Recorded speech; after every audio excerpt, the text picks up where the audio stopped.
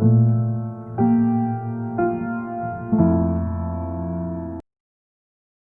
go ahead and get into it. Our first notion of inquiry we're going to talk about is the notion of happiness. Who needs it? Anybody feeling happy today?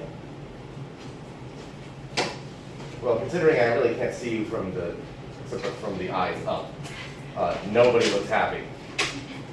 But again, I said a little bit about this last time too. We have a tendency in the West, post-Enlightenment, post-Romantic period, to think of happiness as associated with, Jean-Jacques Rousseau would say sentiment.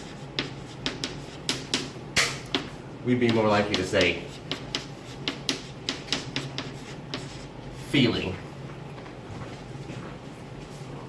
Sentiment, which is an antiquated way of saying feeling. Such that today we are really hyper-romanticized in how we talk. What do I mean by that? We predicate ways of thinking, ways of being as feeling. We do. The ancients didn't do that. We do that. What's a classic example of that from today? How many times have you said, and I've said it too, so I'm not trying to pick on any one of you, this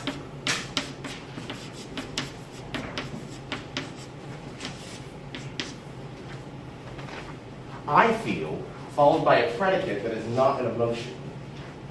Has anyone done that before? All right, so what I mean by that is, that makes sense. If you're saying, I feel happy, I feel sad, I feel angry. If you say, on the other hand, I feel that, something like, today is Monday. Now, have I heard someone say something like that before? Yup. Is it wrong? Kind of. I'm never going to correct someone on something like that. You used the predicate with the no. Okay, there are some people that would. If you did that in a paper, I'd be upset about it. But even notice I couched that about my upsetedness. Okay, so we post-romantics really are saturated with the notion of feeling. And that's when we talk about happiness, we talk about it as an emotion, as a feeling, something that we experience, not necessarily in a rational way, but in an experiential way. Cool. What do the ancients think about it? And why do I care? Well, our notions of happiness are very modern. Okay? We might even say postmodern in some respects. Are we happy people, however? We like to talk about happiness as feeling. Okay? We do it all the time.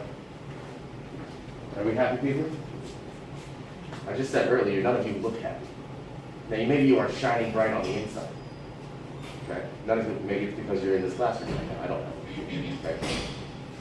But for people that talk about happiness and are so saturated with the notion of feeling, as you all know, feelings can be quite disappointing as well. Anyone experienced melancholy, disappointment, sadness, depression, anxiety? A whole lot of feelings going on that seem to get in the way of your happiness. Perhaps this is because, I'm just saying perhaps, the ancients had a completely different notion of happiness that wasn't predicated upon emotion or feeling. What was it predicated upon? Really?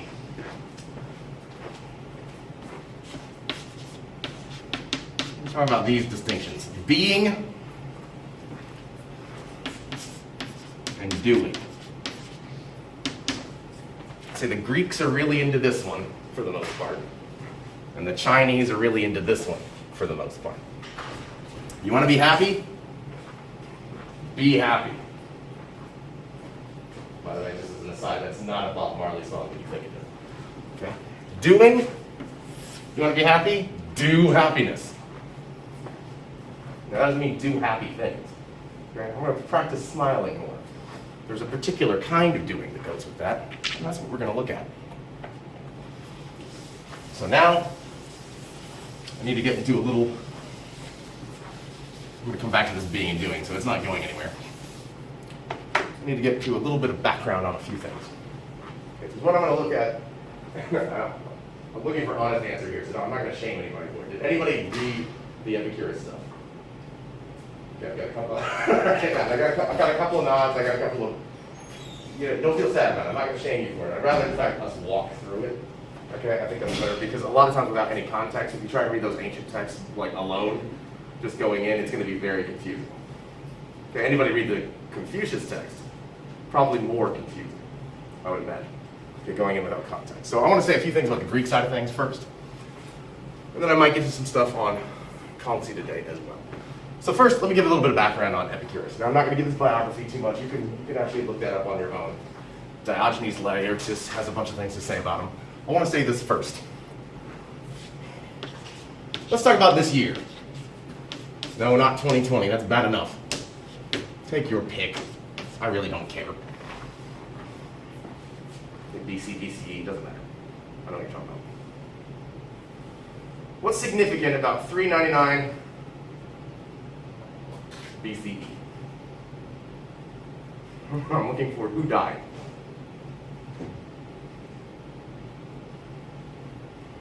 You gotta Google faster than that. Socrates, or as we Americans like to call him, Socrates. This guy, Socrates. Why is that significant? He's dead. How'd he die?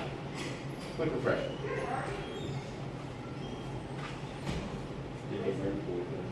He drank poison.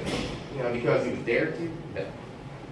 He was executed by Athens because he wouldn't shut up. As he went around town asking questions, he said, I'm doing philosophy. I might add that he left his wife and kids to do this. This is important to me. Because he felt, in his case, called by the god Apollo to do it. But he went around town asking people questions, making people upset.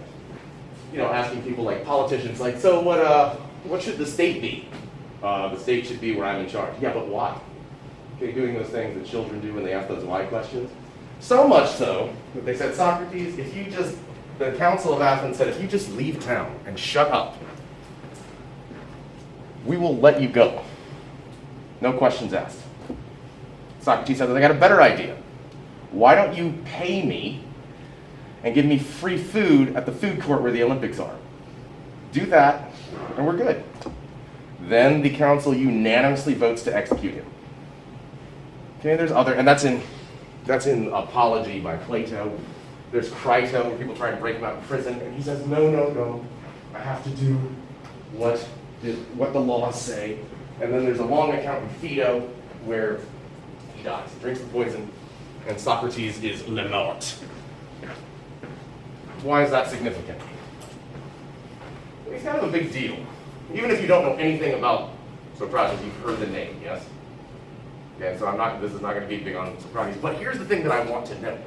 What happens in Greece after this, much to Nietzsche's chagrin, is that a bunch of different Socratic fan clubs start, if you'll permit me that. One would be by this guy, Plato. He starts out as a fan of Socrates, even makes Socrates his main speaker in his dialogues that he writes in the form of plays, in which case he uses Socrates like a puppet almost, making Socrates say things that Plato wants to say.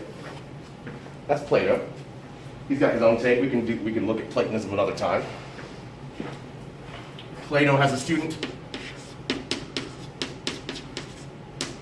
Aristotle, who, a student of Plato, very much wants to distinguish himself from Plato, but nevertheless sees himself as echoing what Socrates was doing. And these are probably the most well-known. But then some other groups form. And those are the ones I want to focus on. Okay, 4 groups that we're going to come into contact with all semester long. These are the ancient Greeks. When we talk about Hellenistic philosophy, as opposed to Hellenic, what does that mean? First of all, Hellas. It's just the Greek word for Greece. Like, some people say it might be related to Helen of Troy. I don't know. Okay, people said Hellas. The Greeks. So what are these groups that start? 4-fold. The Kunikos. The Cynics. We could talk about the Stoics. We've got the Cynics. We've got the Stoics. The Epicureans. And then, in addition to the Cynics, Stoics and Epicureans, we have the Skepsis. Not the Skeksis. Okay, the skeptics. So now here's what all these four groups have in common. All four of them come out of the Greek world. Now some of them end up becoming a little bit more associated with the Roman, Latin-speaking world later on, especially this one. There's reasons why. But all of them really see themselves, both the founders of these groups and many of the participants of these groups see themselves as we are the correct interpreters of heirs of Socrates and what he was doing. Okay, what was he doing? He was going around asking questions. We're doing that the right way. Of course, Plato and Aristotle think this too. I'm the true successor to Socrates. No, I am. No, I am. No, I am. Again, these two are both more well known, and we'll come back to them in other respects, because sometimes these others are responding to them. So, if you open up, not that you need to right now, but if you look at the table of contents of that Hellenistic philosophy book, you will see a lot of stuff by these three. Why won't you see anything by the first three?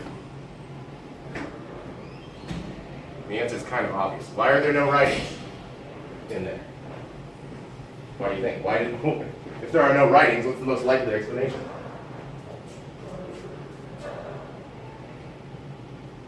Go ahead. Why did I heard a hand? I saw a hand. Yes, go ahead. They have their own books? Huh? They have their own books? Maybe. Well, think of this. Here's two famous names, Jesus and Muhammad. What do they have in common?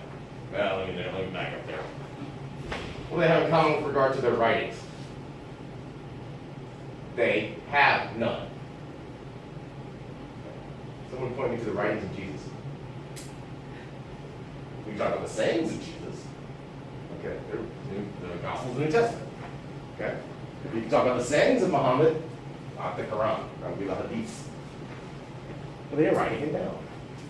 Or if someone could demonstrate to me, are there any instances where someone talks about the writings of either of those two?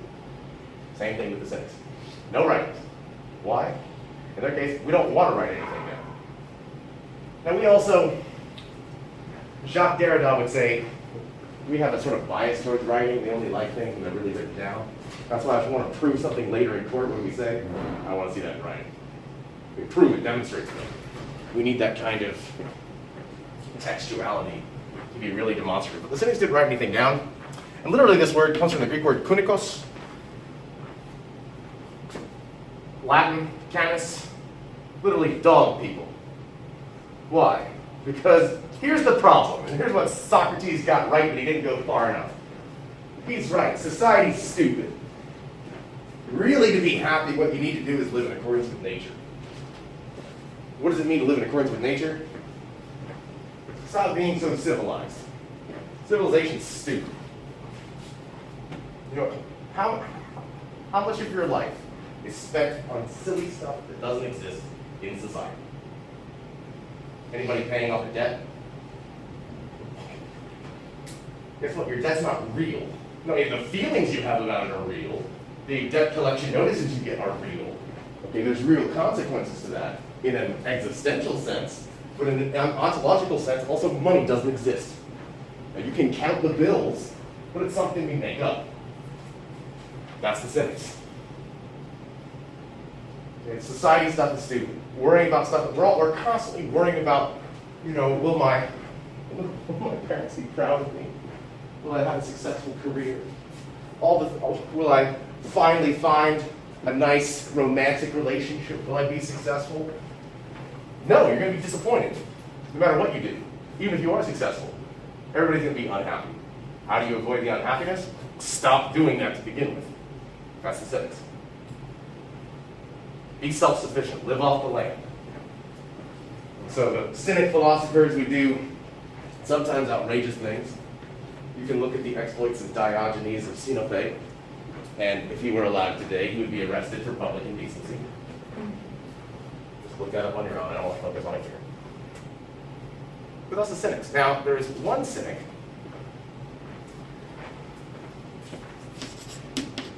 Zeno of Citium. I believe Citium would be North African.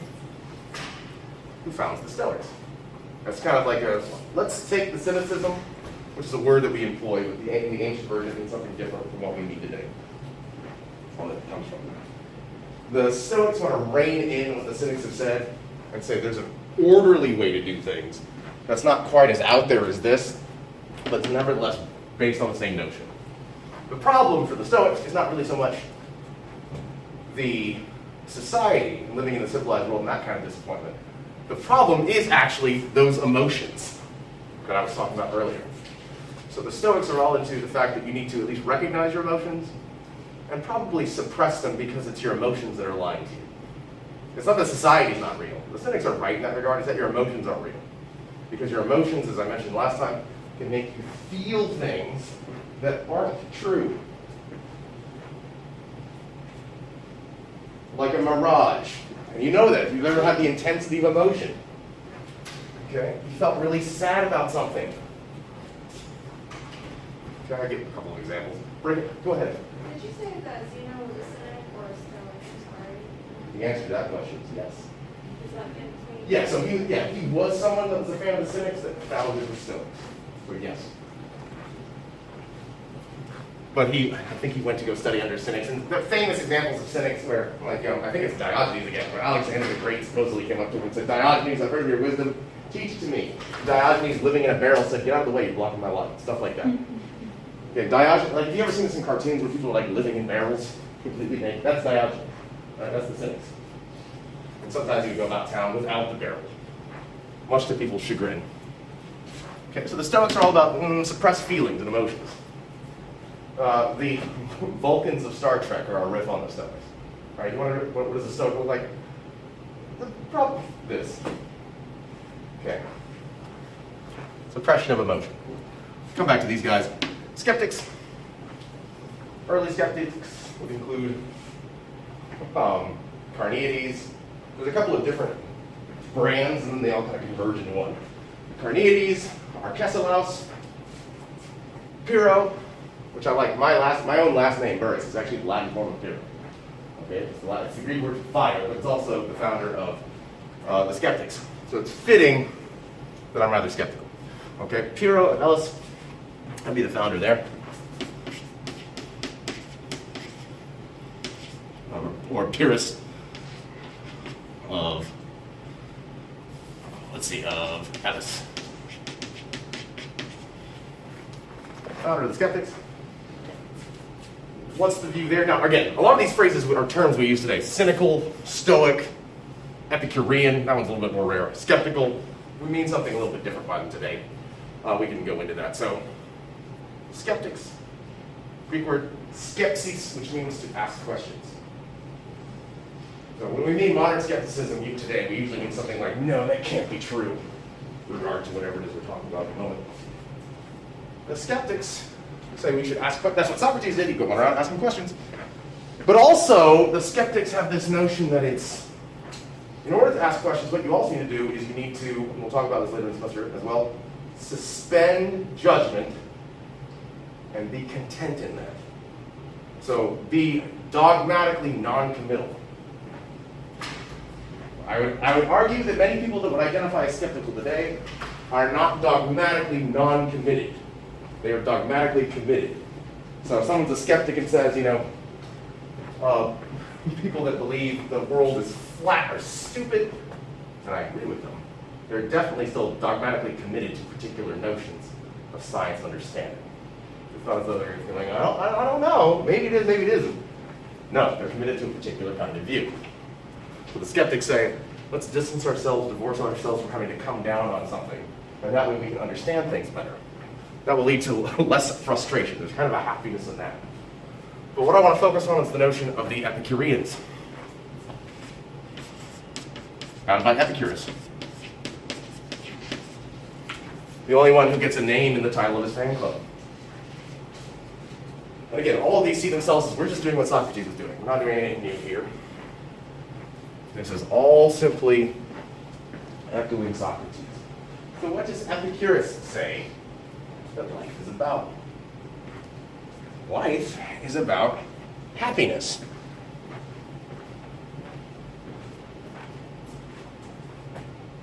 That's it. Happiness.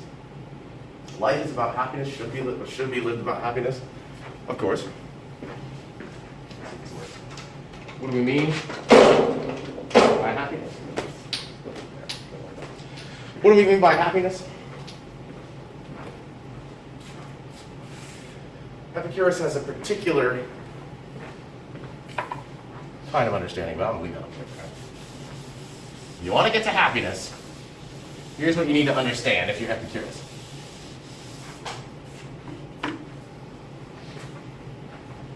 Happiness can really be understood for Epicurus as two almost axiomatic principles. Right? Input and output, if you're Epicurus. Happiness looks like this. Make it as simple as I can put it. Pleasure, good, pain, bad. You want to be happy? There you go. Obviously, we need to add a little bit onto that. Get a little bit of meat. That's the idea. Pleasure, good, pain, bad. Now, you'd think that would be obvious. Okay, how many here are fans of pain? No hands went up. Okay, no masochists here. I'm thinking that's a good thing. Pleasure's good, pain is bad. I think Greek hedo, pleasure, dolos, pain. Okay, good and bad. Okay, not imbued with a moral sense necessarily. Epicurus says it's obvious that pleasure is good. We enjoy it. Now, Epicurus immediately gets misinterpreted here by even his own interlocutors at the time. Oh, you're really into pleasure. Okay, Plato, kind of, who comes before Epicurus, nevertheless anticipates this kind of celebration of pleasure, which in the ancient world, since hedos is the Greek word for pleasure, sometimes this is called hedonism. What does that mean? It's the belief that pleasure is good. Sometimes the soul good. That's soul, S-O-L-E. Okay? Pleasure is what makes something good. And Plato says, but you can have pleasures that are bad. There are things that might, if you'll permit me the colloquialism, get you off, that are nevertheless evil. And so pleasure itself cannot be good. That's what Plato would say. Of course, Plato thought pleasure was bad in general. Are you happy right now? You feeling good? Stop it. That's your body lying to you. Because your body is a homunculus that is just getting in the way of you doing real philosophy, your soul floating back to the rule of forms. Shame on you. That, of course, is Plato. Pleasure is good. Pain is bad. All right, take that as a given. Now what do I do with my life? How am I happy? It's actually quite simple. Do this and avoid this. However, the problem is, as simple as that sounds, we can also become very myopic about it. We might think in our naivete that something is pleasurable. This is a good idea. How many of you have ever used or heard this expression? It seemed like a good idea at the time. Okay, so this is where Epicurus says, in order to avoid that conundrum where it seemed like a good idea, but in fact it wasn't, we need to import our notion of reason into our hedonism. Do you want to be happy? Do this in conjunction with your use of reason. So, pleasure good, pain is bad, plus use your logos, your reason. And what will you be able to discover? How you can be happy. Because there are some things you might think are intrinsically pleasurable that would be the highest good. So what are human beings really like? What do they think is really pleasurable? the ancients talk about this makes Plato really upset. Sexual pleasure. Human beings really like it. You might know this. Okay? Plato says that's bad. Sexuality, any kind of sexual excitement of any kind is bad because the body is bad. Okay, carnality is itself a kind of non-being for Plato. There's some, not all, some early Christian and Gnostic groups that get into that as well. I don't think that's orthodoxy. That's orthodoxy with a little o. But it gets there. The body is bad. Epicurus does not think this at all. The body is good. And sexual pleasure can be good. If it avoids this, which it may or may not. So you might think a sexual encounter, for example, is a good idea at the time, but in fact it might produce painful consequences, right? It seems like a good idea, let's do this. And congratulations, now you have syphilis. Saw too many nods there. Okay. Or a sexual encounter might result in, okay, it looks like now I'm getting a divorce.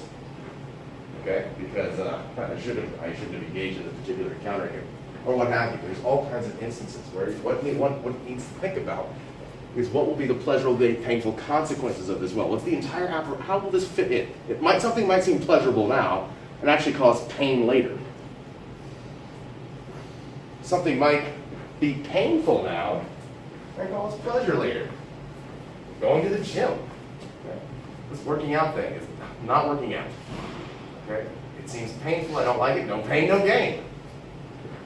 All that running you do on the treadmill, all that spinning you do on the elliptical, all those weights you lift, might be painful now, but might result in a pleasurable sense of self. So all these things work in conjunction with one another, and that's how we get to happiness. And also, therefore, pleasure and pain is predicated on the existence of the body, which means the only way there's pleasure and pain is if there's a body. Now that seems like it's obvious, but when we have many schools and many views of thought where you have, like even in Plato, what's the highest possible achievement you can get in Plato? Leave the body.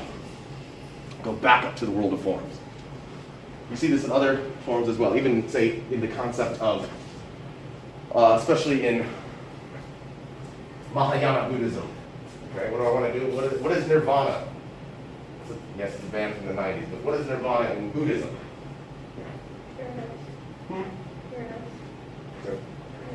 Paradise. In what sense? Is it a place? So you might think of it as, I've crossed the left river now, I'm in the underworld, I've made it. So there's a sense in which we think of paradise as a place. And I would agree that, yeah, we can translate it as paradise. But in Buddhism, is nirvana a place? Does it have a locality? Whereas, say, for Christians, is heaven a place? Yeah, okay, of sorts. Right? It's not really a place, it's a state of finally leaving one's own existence, getting out of the cycle of samsara. Yeah, I did it, because I'm not I anymore. Congratulations, you trophy awarded achievement unlocked. You've reached the finality of Buddhism. In Christianity, what's the goal? When you die, where do you want to go? Not your question. No. No. Heaven. Now, their Christianity has an interesting take on it because there's a sense in which, like, if you die right now in Christianity, where does your soul go if you are in the blood of Christ? This is a euphemism. It's not hell. Okay? Because on the other side of the planet, that way. All right, to heaven. But according to Christianity, say 1 Corinthians 15, parts of the book of Revelation, you get your body back. There's a resurrection of the dead. It's not just the people that are already dead are going to wake up one day. That's creepy enough. You're going to get your body back. A glorified body. And actually, that's something all the Abrahamic faiths have in common. There's some notion of the resurrection of the dead. Okay? Not just of one person, but everybody gets their body back. I think this denies the fact that Christianity could be just associated with Platonism. In Plato, however, no, you don't want to get your body back because your body is the problem in the first place. It's what's corrupting all of your thoughts. You can't think about philosophy because you're too horny, hungry, and thirsty. That stuff gets in the way of This is something you should really be thinking about. You know, like math. Numbers, triangles. You should be going to sleep thinking about triangles all the time. So, what Epicurus would be saying here is that your body is needed to feel pleasure. Which is why he starts off, the first thing that he says in those principal doctrines is, death doesn't matter. Death is nothing to us. So I'll actually go there.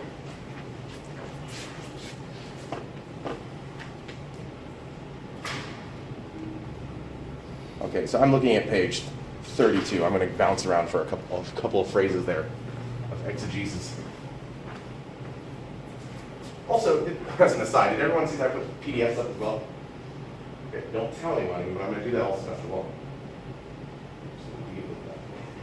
So don't tell the bookstore. But I will have the books, and I recommend having the books, but it'll be there for your convenience. Second line. Epicurus says in his principal doctrines, death is nothing to us. Oh, that sounds bold. Why? You think most people would be afraid of death, yes? Death is significant. Death is some kind of transition.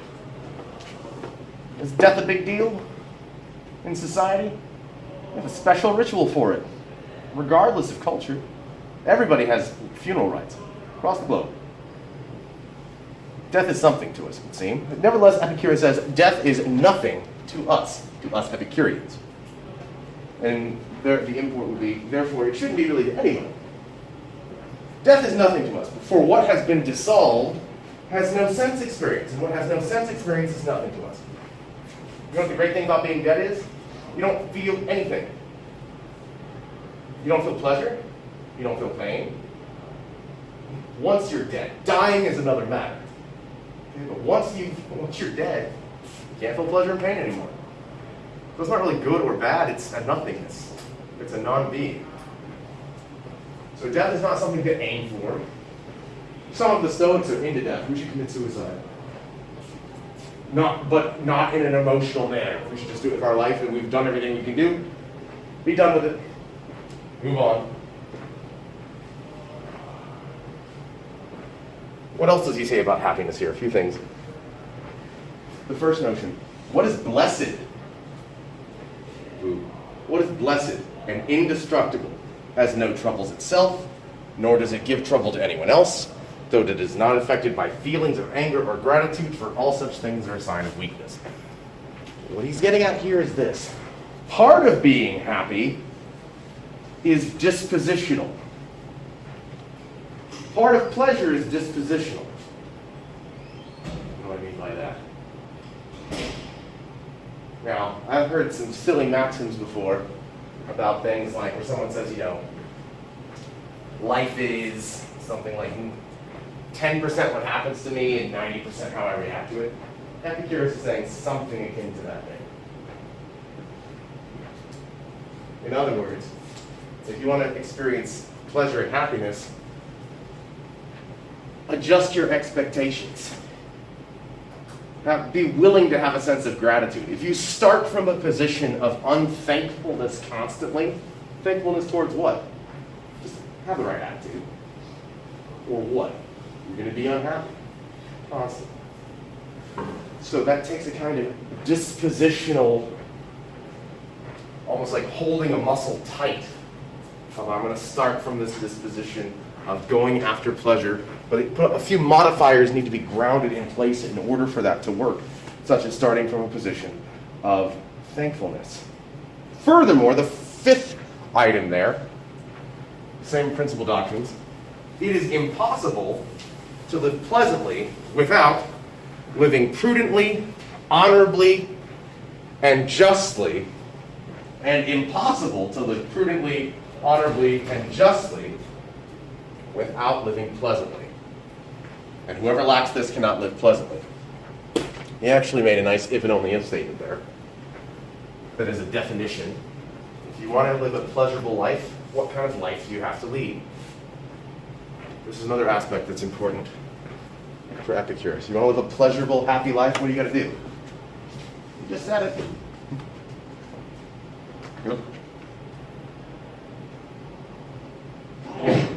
Gesundheit, I think. All right, there we go. Prudence, honor, justice.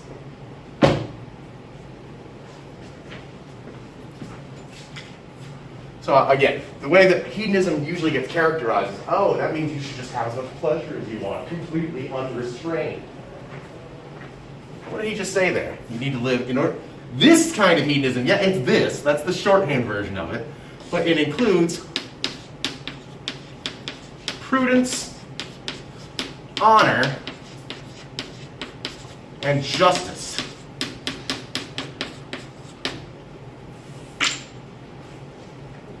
What are those? What does it mean to be prudent?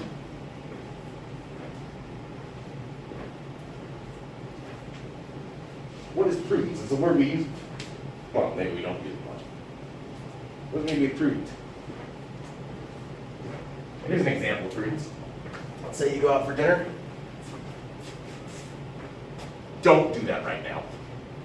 Let's say you go out for dinner to a restaurant with a server and everything like that. You're like, oh, I don't have any money for the tip. Then you should not have left your house. Why? Because it was imprudent. If you don't have the means to do something, don't do it. So prudence is a notion of only subscribe yourself to what you're capable of doing at the moment. Doesn't mean you can never do that. What I mean there's a sense of being financially irresponsible that is what I was getting at. And part of that being a decent person. Don't sign up for what you can't do. So that's part of prudence. Now, if you were just solely going by pleasure, unmitigated at all, I can do whatever I want. I don't have to care about anyone else. Epicurus just told you no. That's one restraint on it. So I don't want you to think of Epicurean hedonism as completely unrestrained sensuousness, as it has been, I think, inappropriately described in the past. Another part of happiness, honor. Now this is an ambiguous term that we use often too. What does it mean to be honorable?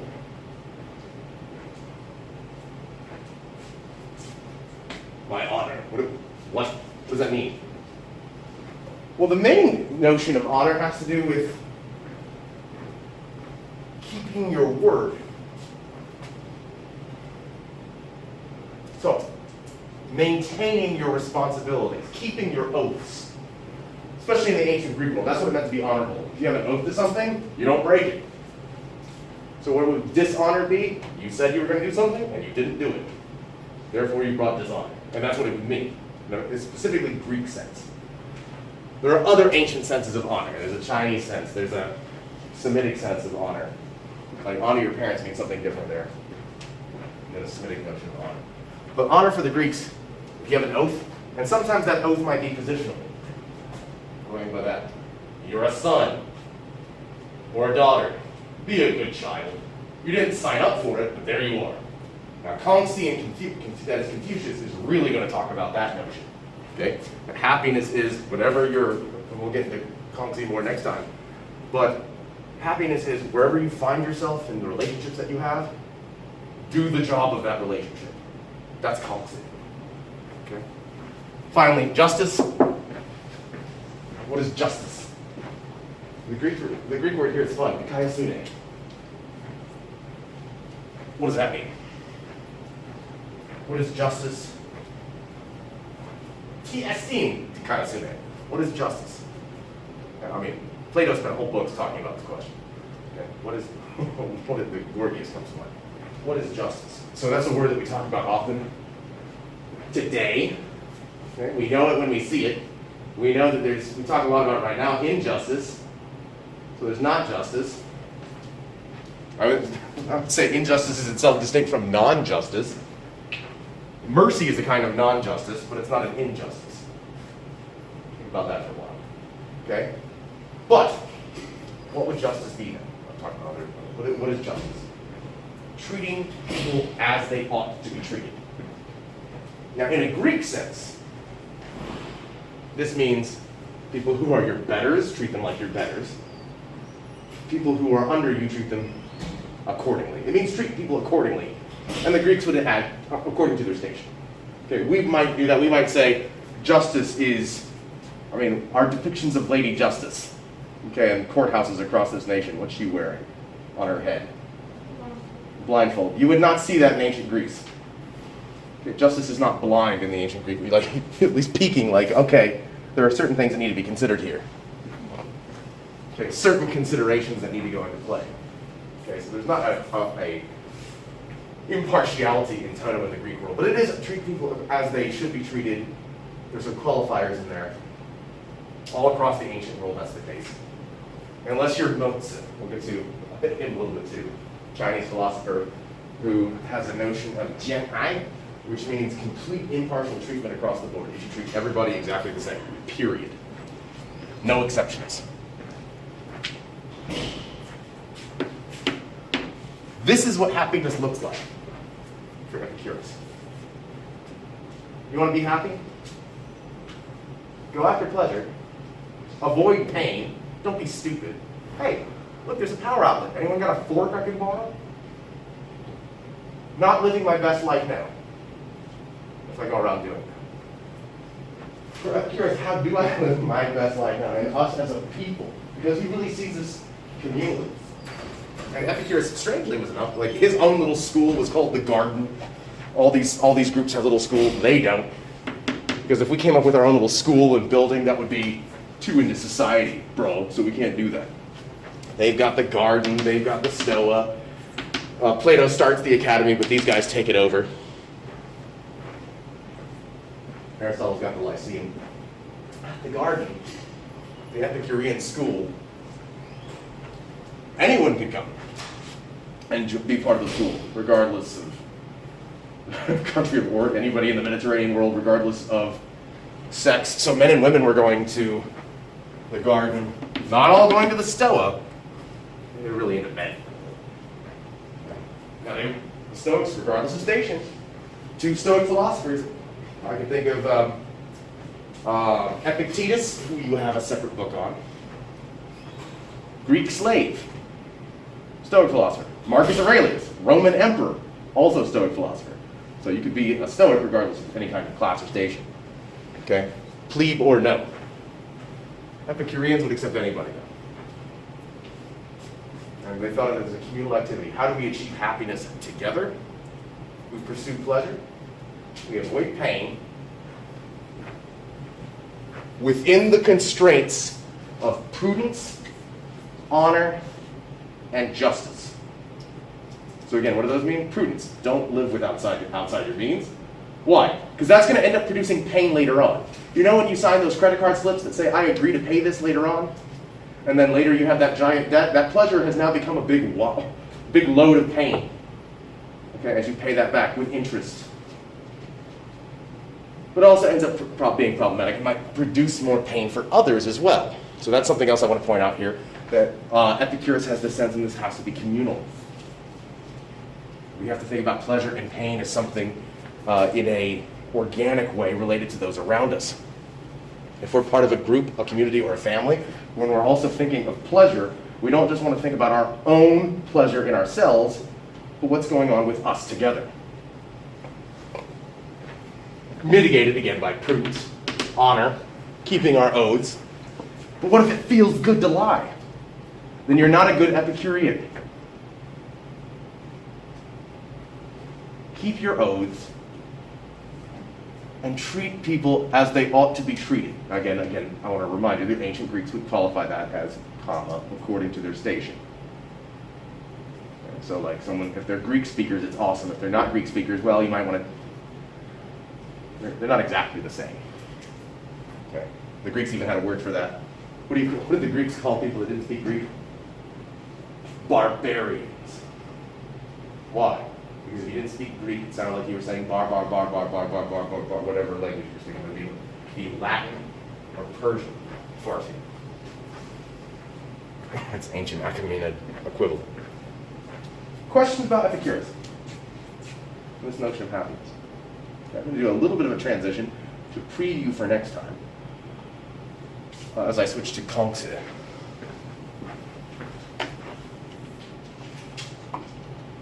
All right, comments, great thoughts.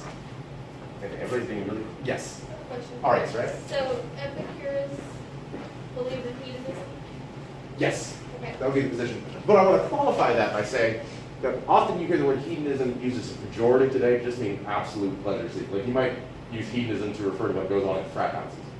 You know what I'm saying? That's a different brand of hedonism. That's what I want to point out. So pleasure, hedonism, but this is, we could call it classical hedonism.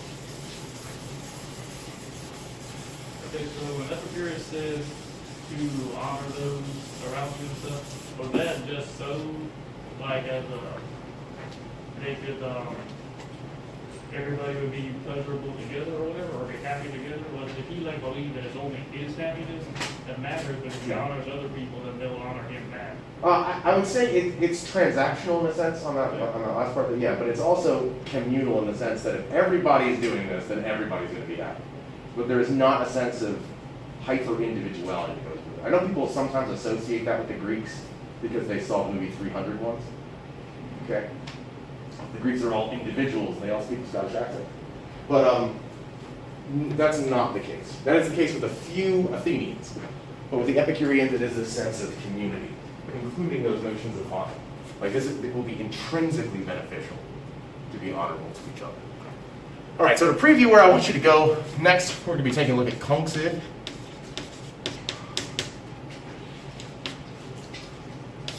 AKA Confucius. This is the Latinized version of his name. And for there, we'll talk about the notion of happiness. So there's other ancient writers who talk about the notion of happiness as well, but I want to look at that. What I want you to do with what I said about Epicurus is reflect on that. Is he right? Is he wrong? Is there some other tradition that kind of syncs up with that to some degree, but others, that's what I want you to do with that information. I want this to be practical for you as well. Maybe there's a sense in which I could maybe need to do a little bit more pleasure seeking, but mitigated by these restraints, or is he completely off the rails? Right? HONS. You want to be happy? Do your job. Now, I could also say that's Hinduism in a nutshell. Okay, the Vedanta. Know your Dharma and do it. I mean, there's in the Bhagavad Gita, we've got Arjuna. You know what? I know I'm a warrior, but maybe I don't want to be a warrior. Maybe I want to be a baker. I don't know. And literally, Vishnu shows up. No. Shiva shows up in an avatar and says, "Hey, you're a warrior, Arjuna. Go back to being a warrior because that's your job." People don't do their duty that they've been born into. That's the problem. Now, that's Vedanta. That's in the Bhagavad Gita. But that's a theme that shows up if you go, once you cross the Indus River and start going eastward, that's the theme you start seeing. Do your job in the estate that you've been born into. And we see this also in HONS in Confucius. You want to be happy? Are you a father? Be a good father. Are you a king? Be a good king. Okay, that seems obvious, but there's very specific roles that he says, if you find yourself in this position, do it. And if you do so, you will be a junzi, as opposed to a shaozhen. Okay, so next time will be a reflection on these two notions. Also, the notion of a junzi and a shaozhen. Yeah, that R sound in Chinese makes it sound more like the S in sugar. Okay, don't ask me why. But that's it for today. This was recorded too, so I'll be putting this MP3 up on Blackboard later as well. Okay, have a great day, everybody. Stay safe out there. And I think our next meeting is in 2 weeks, yes? Because we got a holiday, okay. Good stuff. Feel free to email me with any questions you have too.